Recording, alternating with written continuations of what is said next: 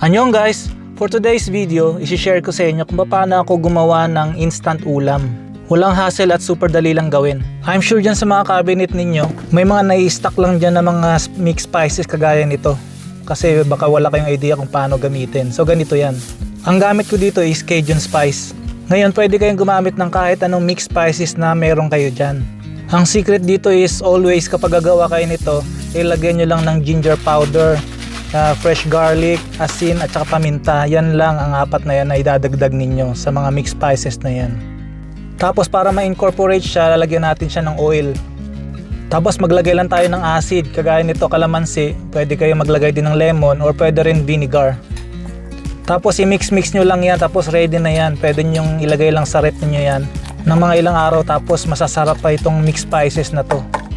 Pwede rin natin diretso na gamitin. So kagaya nito, meron akong manok dito.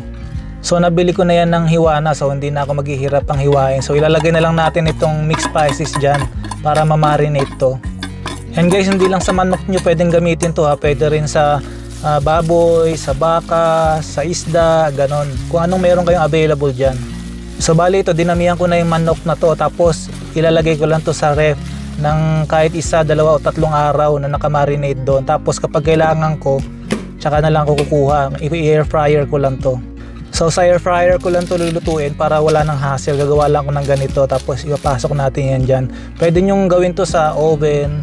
Pwede nyo rin i-pan-seared sa may pan lang, konting mantika, tapos medyo prito ng konti. So ang sarap na nyan.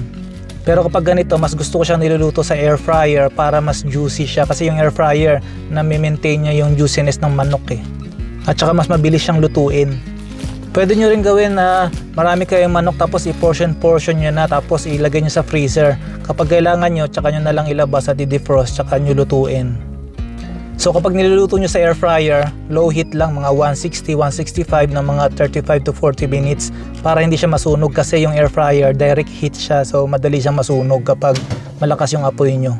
So ito luto na, so ilabas nyo na dyan yung mga old spices ninyo at gawin nyo na to. Anyong!